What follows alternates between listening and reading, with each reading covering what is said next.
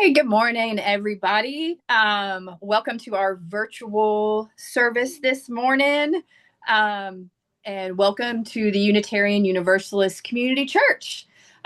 We are a welcoming congregation where we strive to transform ourselves and the world through love, wonder, and connection. My name is Carrie Williams Jensen. I use she, her pronouns, and I serve on the worship committee. I try to participate in all things musical and currently on the board of stewards as secretary. Um, and so I would be remiss if I did not also introduce the folks that are also super integral in bringing this to you guys, especially Tech, Michelle Matthews and Daniel Miller, and bringing a stewardship moment are going to be Amy McKnight and Scott Krell. Adina Danuf, our religious exploration person leader is here. Jonathan Corey, music director. And also joining us as our guest minister is Casey Akers. And it is at this time I'm going to toss it to Casey.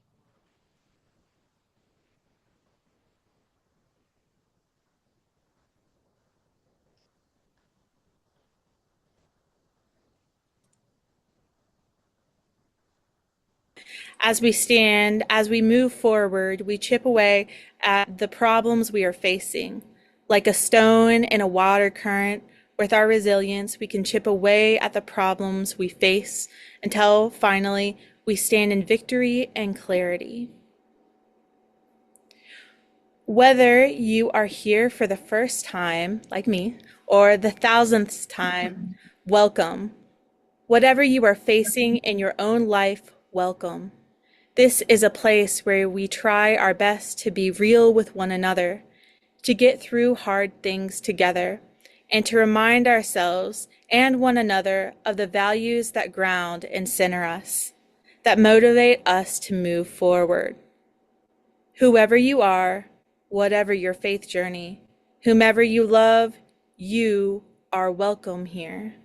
We welcome all who seek to know the sacred, and all who seek to make our world more just. Thank you, Amy. And each February, our stewardship leads us through our annual pledge campaign. Our 2026 campaign is called Hearts of Gold, and it begins today. As a self funded church, the support from the congregation is crucial to the health and vitality of our beloved UUCC. Once again, we'll be putting all of our heart and soul into making Hearts of Gold the best campaign yet. And now here are Amy and Scott with our stewardship moment.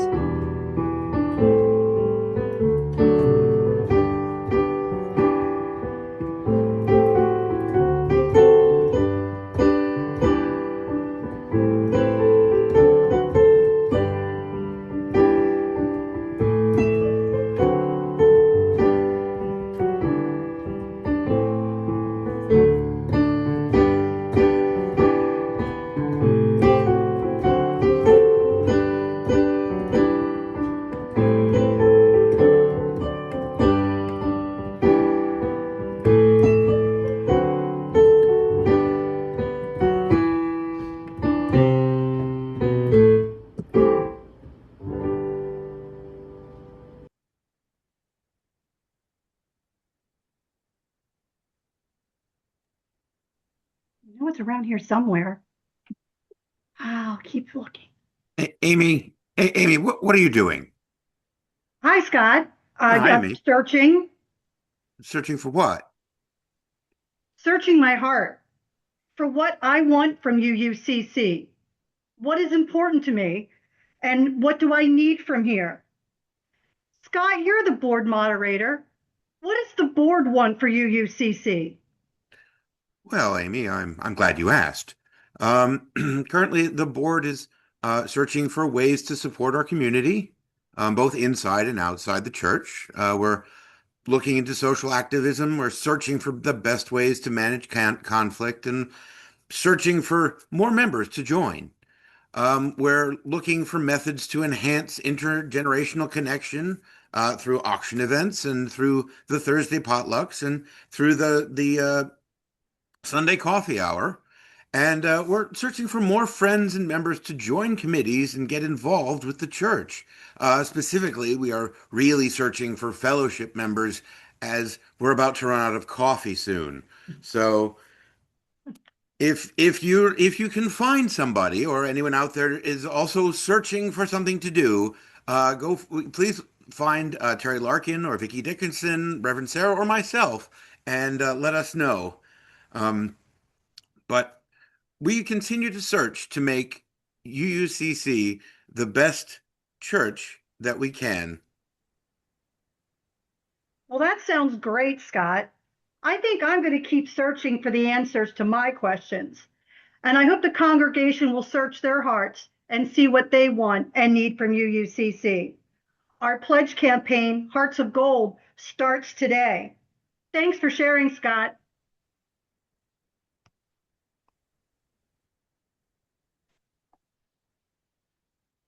Thank you, guys. And stay tuned for the stewardship, more details about the stewardship campaign drive. And so now we're going to turn to our chalice lighting. And today our chalice lighting words are from Reverend Michelle Collins and is titled The Soft, Stubborn Practice. We will be using a chalice lighting video from a few years ago when we had strictly virtual services. However, this is our chalice from our UUCC sanctuary. And so let us bring that light into our homes today with these words from Reverend Michelle Collins. Come to this time of worship, worn, weary, or wide awake.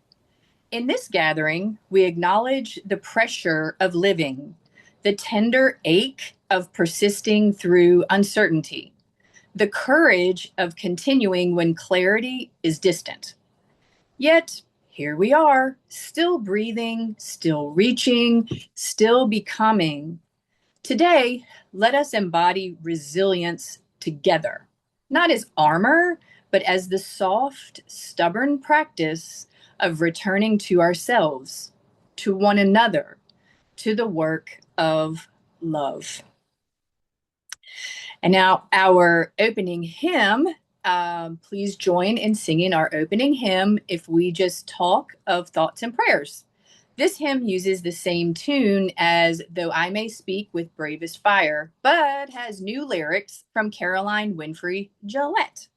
She wrote the lyrics in response to the church shooting in Sutherland Springs, Texas, but they speak to our current moment as well.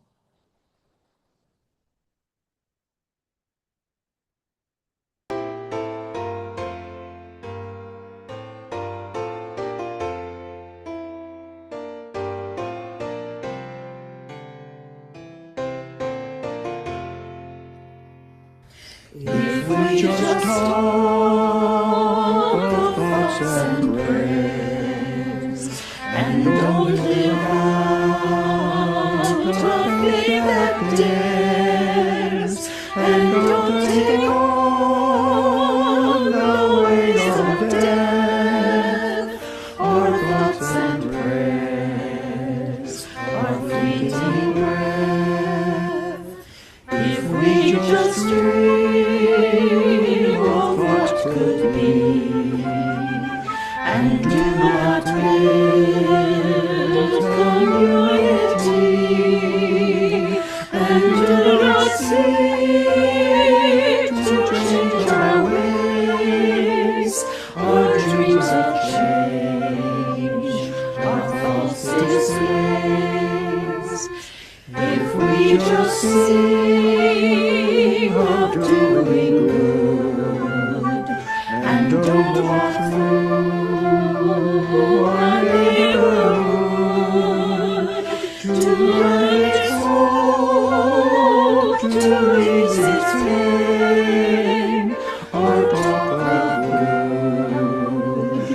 simply vain.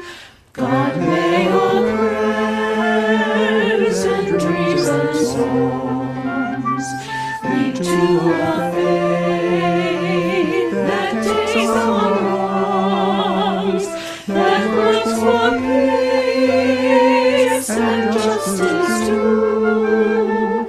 Then will our prayers bring joy to you.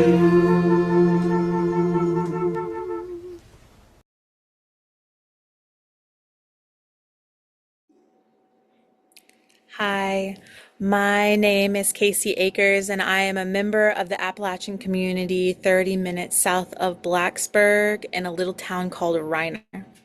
I have a master's in divinity and a bachelor's in religious study. I am currently working towards ministry with hopes of ordination in the next 18 months or so. I am proud to be a substitute teacher for Montgomery County Public Schools. Thank you for the opportunity to speak so openly to your shared community, and I hope that my words bring inspiration for further conversation as we fight for a better tomorrow. Our commitment as a congregation is to be together in covenant, to remind us of that we share these affirmation words.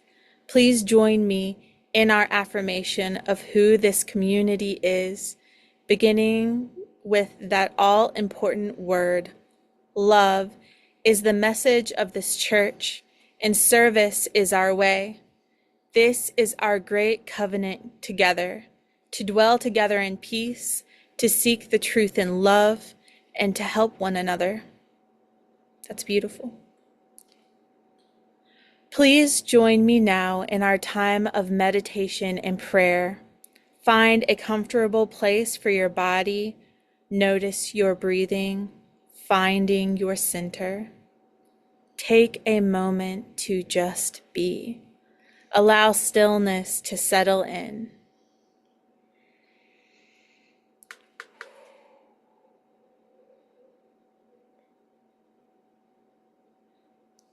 Words from Jamila Baxter and Reverend Molly Hausch Gordon. The strength of water takes on many, many forms. Just as each of you has a unique and necessary strength that you bring to our community and to the work of love, take a moment now to drop down into the deep wellspring of your own spirit and bathe yourself in the strength that is the groundwater of your person. Are you a roaring waterfall, rock away with sheer force of will? Are you a tiny drop of water in a crevice, breaking it open slowly, steadily? Are you buoyant, like the Great Salt Lake, practiced at holding others afloat? Are you tenacious, like the mountain stream, finding your way down and around every obstacle you face? We hold you in light and love.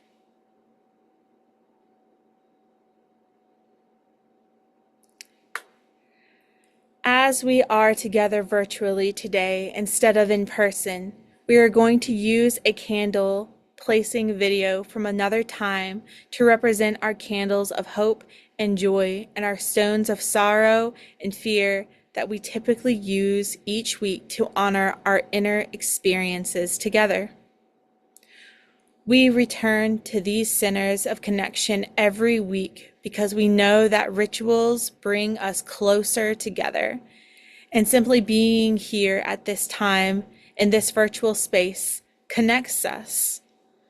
We will only be using candles today, but since stones represent something specific in this community, please use the chat to participate by writing your name in stone or candle, and we will say your name out loud as the candles and the videos are lit.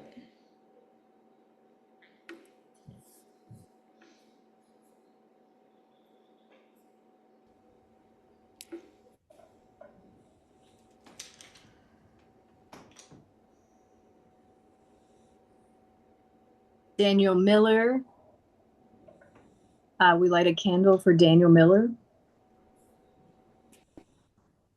Sandy Millizer would like a stone placed and a candle lit. Sandy McGinnis lights a candle.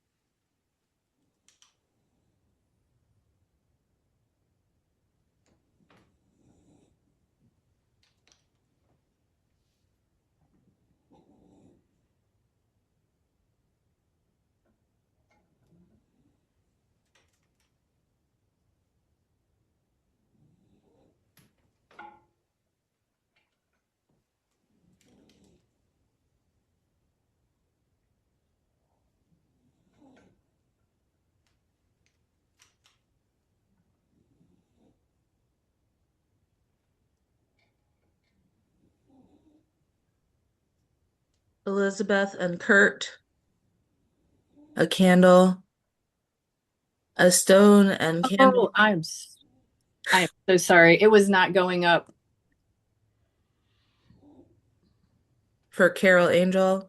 Do you want to keep going, Carrie? Sure. A stone and a candle for Carol and Angel, Dorothy and Lisa, a candle, and Linda, a candle, and a stone as well. Linda Wallets would like a stone and a candle for Alice Hartzog. Cindy Paris, like a candle and a stone. Jackie Mulvey, a candle and a stone. John and Ruthie, like a candle. Elaine Cacciatore, like a candle and a stone. Susan Wood, a candle and a stone. Diane, with like a stone. Pat Kanekali, with like a candle. Sorry, I mispronounced that. Jean Smith, with like a candle. Anne Wilder and Juniper, with like a candle and a stone. And Porter would like a candle lit for Minneapolis.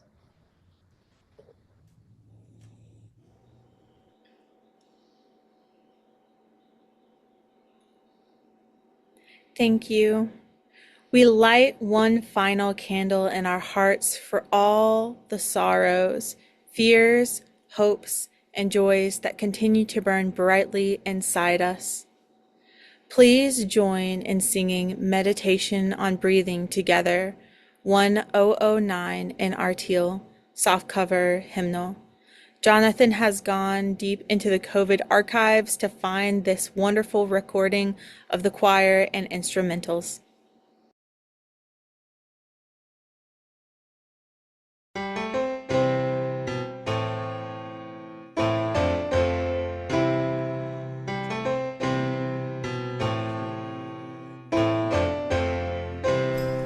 When I breathe in, I'll breathe in peace. When I breathe out, I'll breathe out love. When I breathe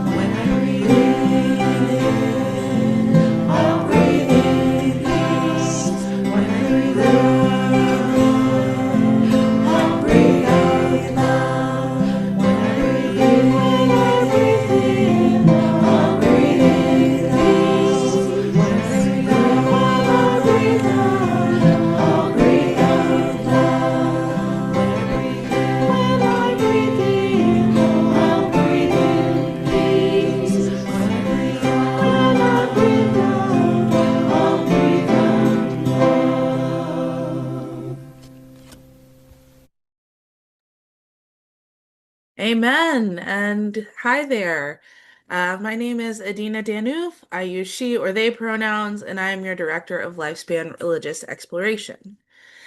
And here we are together, unexpectedly virtual for a second week in a row. And it makes sense because if your experience is anything like mine this past week, you might live outside of an ice skating rink right now. Since the last time we met, my entire front yard, driveway, and neighborhood streets are covered in a beautiful, thick layer of ice so perfect it could make a Zamboni driver cry. Wonderful for ice hockey players and figure skaters, but not exactly great for everyday living here in the South. Now, kids, when I was your age, this is something I would have dreamed of. Snacks, TV, no school for a week. We didn't have remote learning back then. That's what we would call living the life. But as a grown up, I'm finding this quite inconvenient, as I know others have too, and even more so, unsafe. So, as grown-ups often do, I went out to solve the problem. And I tried starting with the tried and true method of putting salt down on the steps in front of my house. Turns out that did nothing. There's this whole scientific thing about how the salt method doesn't work below a certain temperature, which we have been at for like a week. And science people, I know behind your screen you may be screaming, "That's the wrong kind of salt!" This is just a visual. But the overall point is that doing something that has worked for me before many times didn't work. So naturally, I moved on to the shovel method. I got out my trusty snow shovel. I know this is a spoon, it's another visual. And I started digging. But like, not actually, because remember, solid ice. Again, nothing happened. It felt kind of like I was trying to fight a brick wall with a spoon. Something that worked for me over and over again didn't work. So then I was like, okay. I'm from Richmond. And here in the South, we know we're not great with dealing with snow. We don't try to claim to be anything we're not when it comes to that. And we also know that things tend to be warmer here than them folks from above the Mason-Dixon line. So this whole ice thing will take care of itself, right? Once the sun comes out and does its thing for a few days, and we get back up to comfier, warmer temperatures. So I'm just gonna stop worrying about it. But one day last week, the highest temperature was 23 degrees. So that plan did not work out for me either. At a loss and stuck in the house with kids for almost a week, I was starting to think this problem was something I would never overcome. The ice one. Then I was reading something online from one of my favorite meteorologists, and he said something that really hit me. He said, "The things that we usually do are not going to work this time.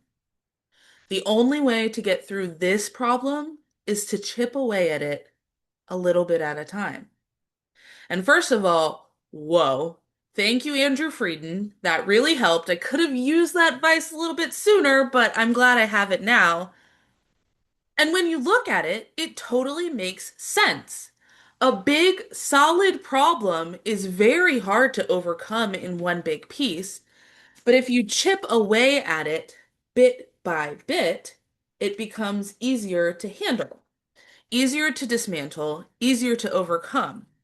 And yes, I'm talking about the frozen tundra outside of my window, but it also hit me that Andrew Frieden is onto something. He might be a prophet. I mean, meteorologists are kind of prophets in their own way, but what I'm saying is this is really smart because I'm facing more than just the ice outside my window right now.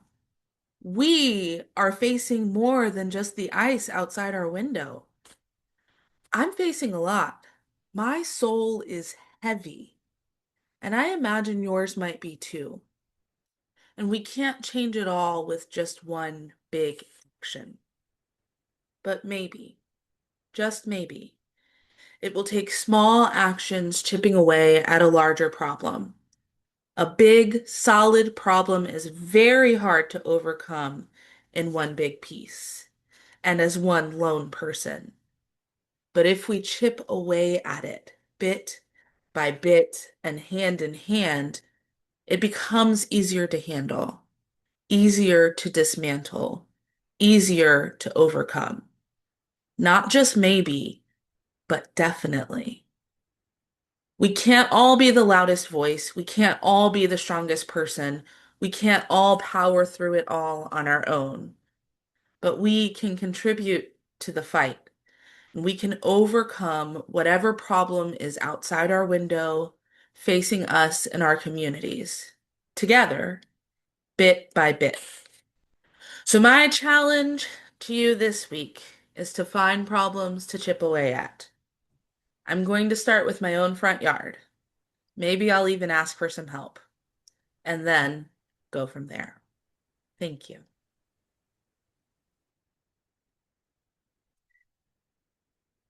Thank you, Adina. I know myself, I will have no shortage of problems to chip away at. So thank you.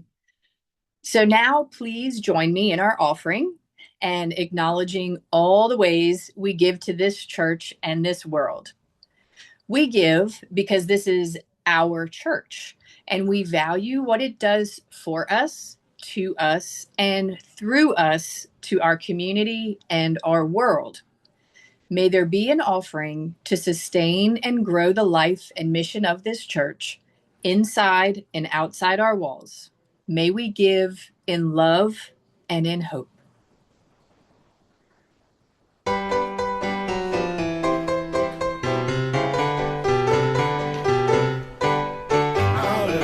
Sing to the power of the faith within. Sing to the power of the faith within. Lift up your voice, be not afraid. Sing to the power of the faith within. Sing to the power of the hope within. Sing to the power of the hope within. Lift up your voice, be not afraid. Sing to the power of the hope within. Sing to the power of the love within. Sing to the power of the love within. Lift up your voice, be not afraid. Sing to the power of the love within. Sing to the power of the joy within. Sing to the power of the joy within. Lift up your voice, be not afraid. Sing to the power of the joy within.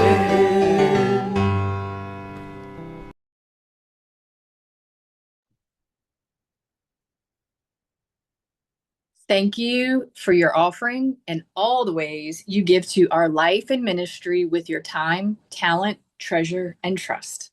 Together, our gifts allow us to expand and strengthen the tapestry of love, wonder, and connection that blesses this church and transforms us and our world. Now we have a reading, which is a poem by Rosemary Washtola Tromer.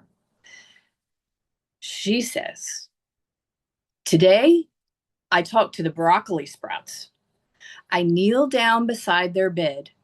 You can do it, I tell them. I don't mention that every summer there is a hailstorm that will puncture and tear their leaves, that bits of their green will litter the soil. Though the sprouts are less than half an inch tall, the leaves already look tough, like thick four-leaf clover. The hail, though, will be tougher. Perhaps I don't want to tell myself how tough things will get. Would rather encourage, would rather play, would rather revel in the day's sun.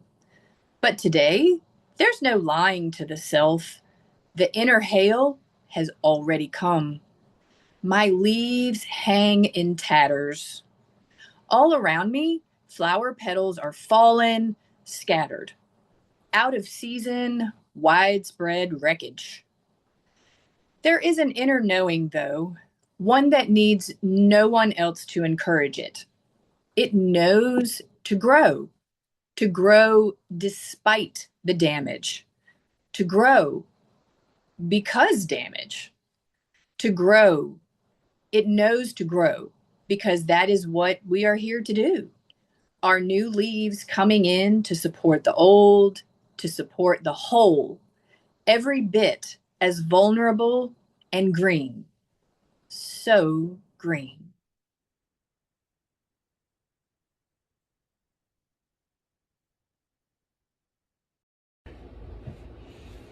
Hello folks, gonna share a song from my chilly music room on this Friday the 30th of January.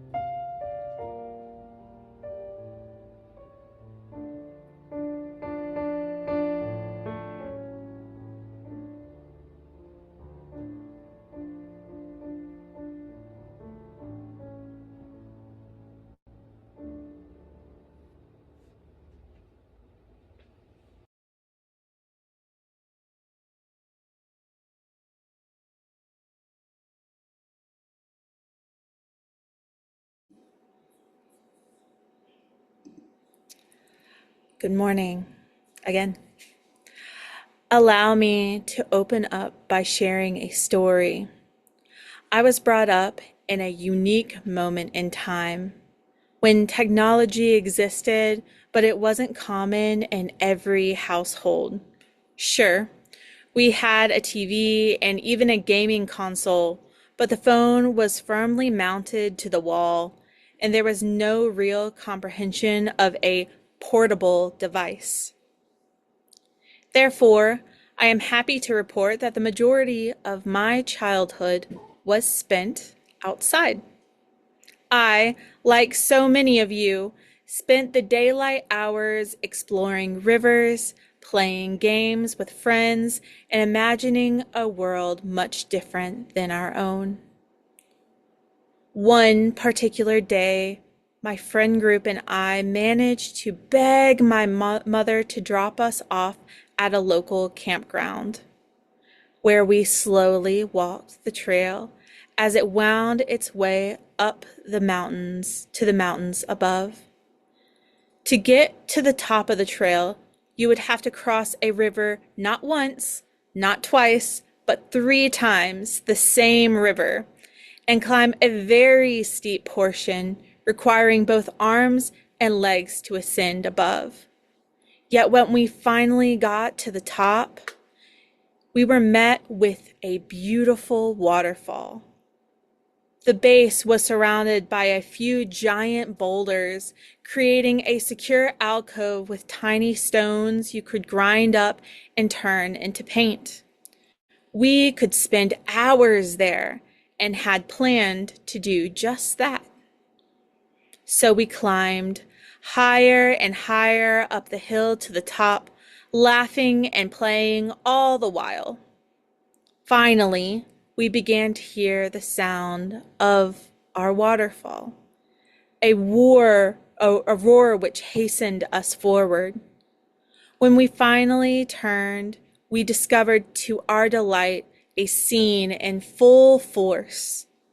The storm a week before had created a powerful current, and a breathtaking rainbow danced where the water flung itself off the high natural terrace. I watched the water flow down, down, down until my view was finally obstructed by a large boulder blocking our path. That's when I remembered. To get to the alcove and to the waterfall itself, we would need to climb over a very large boulder, at least 2 times my own height at the time. I would have to climb a massive rock. Without hesitation, my 2 friends raced forward and climbed up the structure almost as if it was in their nature to do so. As they did, I pondered the boulder itself, looking up in awe, and then I looked down to the river below. You see, when I say boulders were present, I should say they made up most of the landscape around this waterfall. I needed to climb this boulder, yet it was held up by yet another equally large, if not larger, boulder. And beside it was an 8 to 10 foot drop to the river pouring below.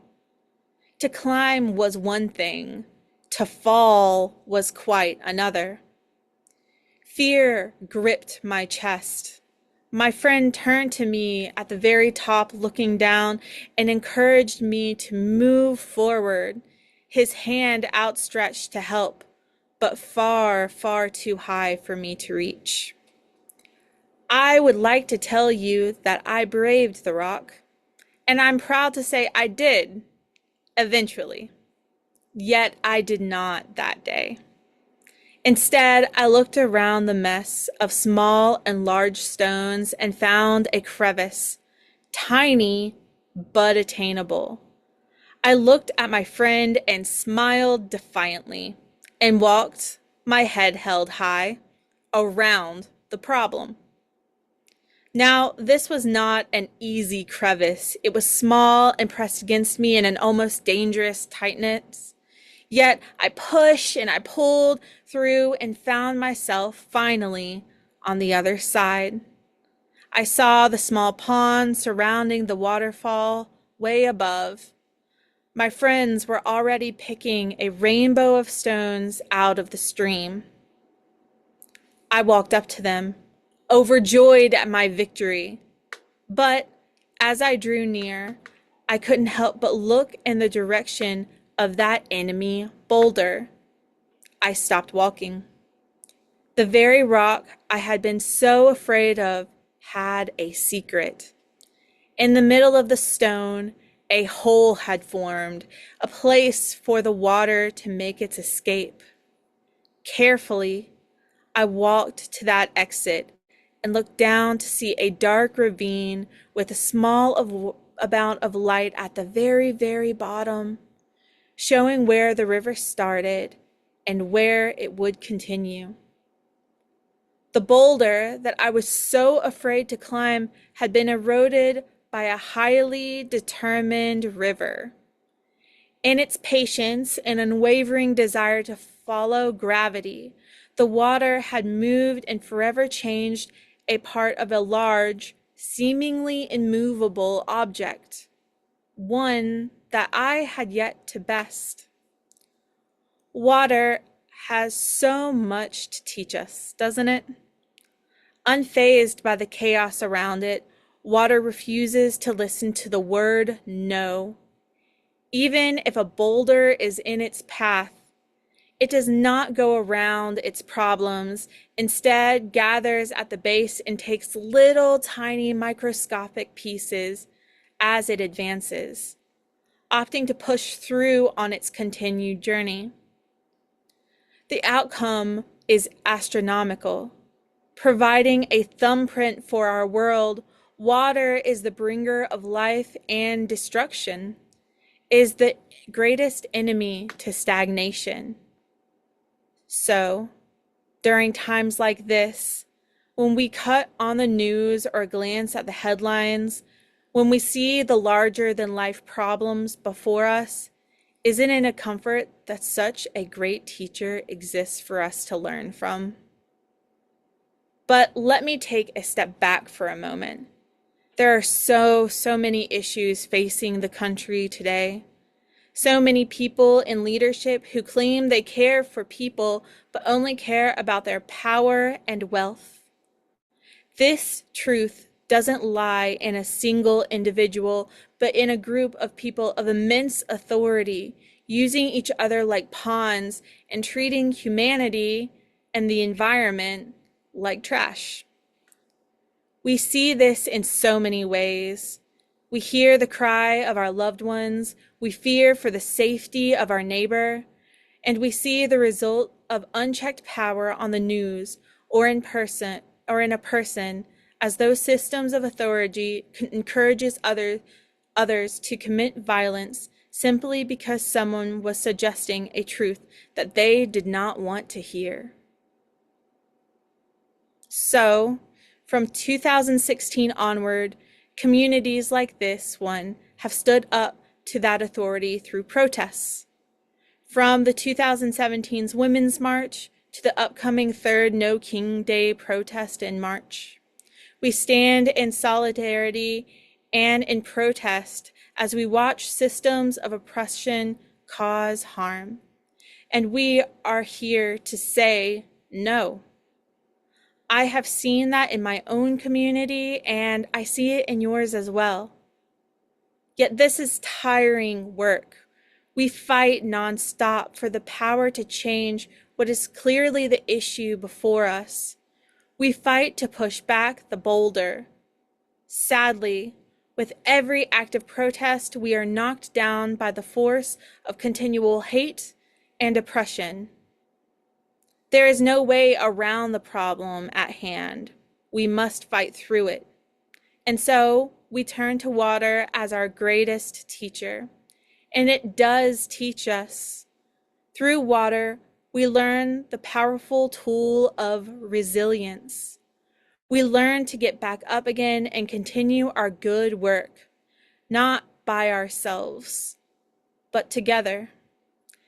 A single drop of water is not so scary, yet when the water comes together, it can be powerful enough to carve a hole through a boulder.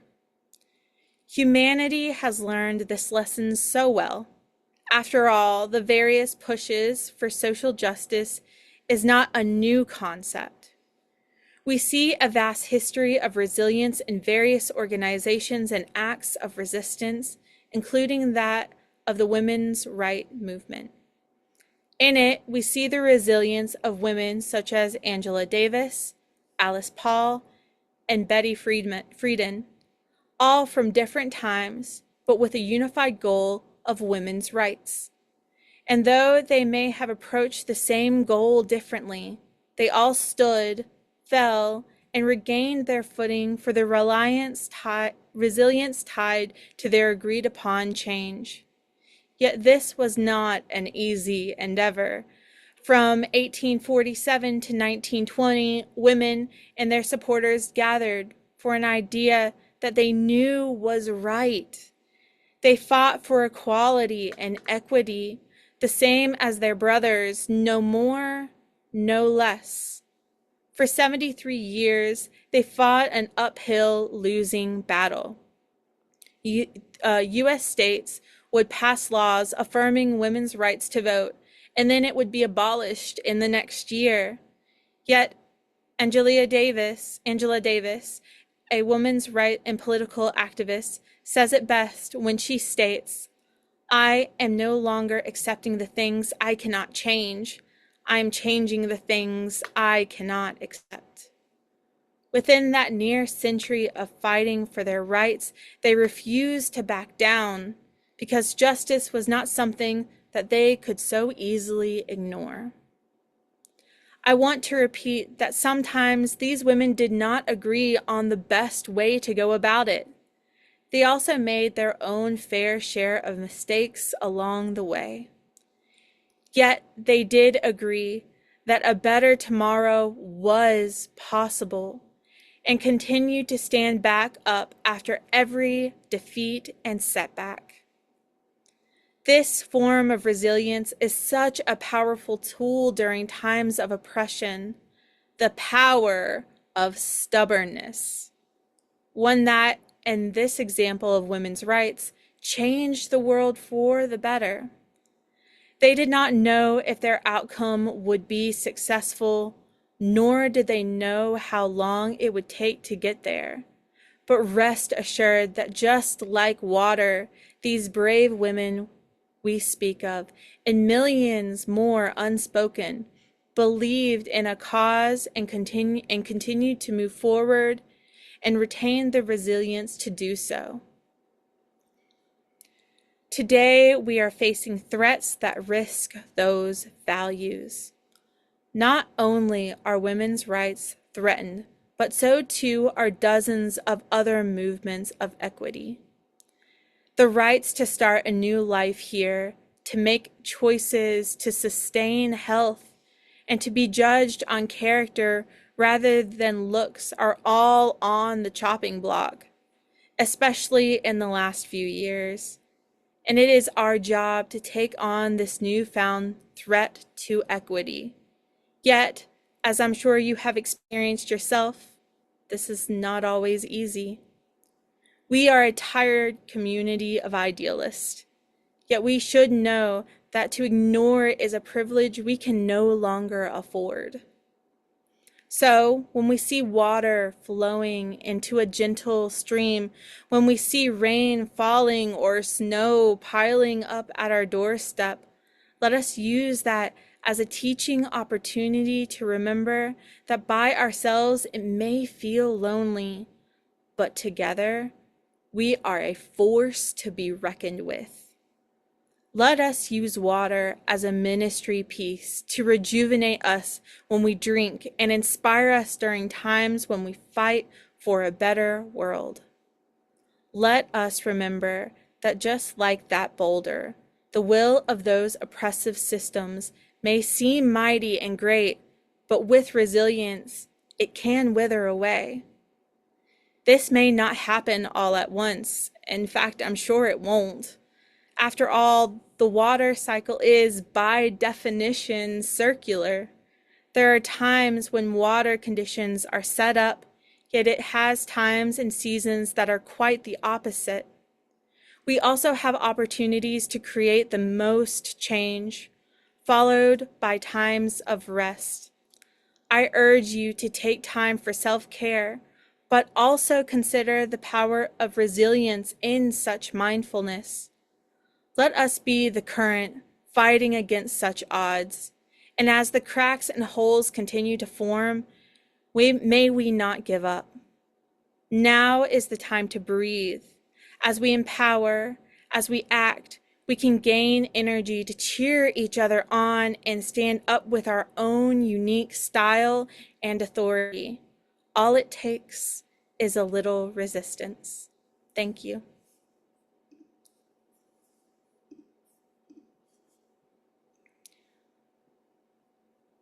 Please join us in singing our closing hymn, We Are a Gentle, Angry People, 170 in our gray hardcover hymnal. Jonathan has made a video with lyrics for us to sing along with. All right, this is our closing hymn. We are a gentle, angry people. We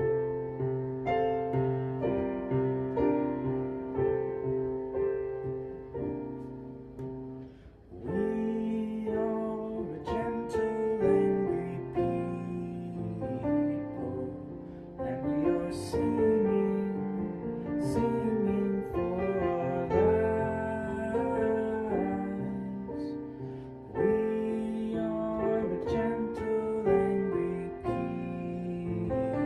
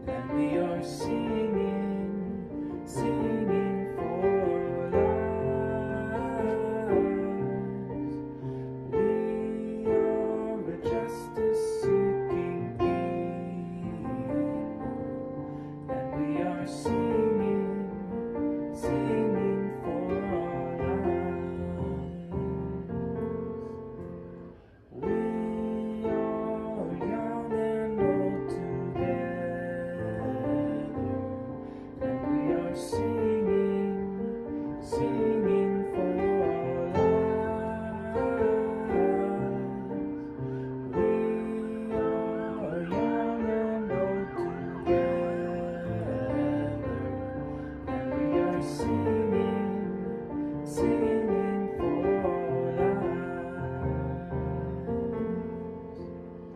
We are a land of many colors, and we are singing, singing for life. We are a land of many colors, and we are singing, singing for lives.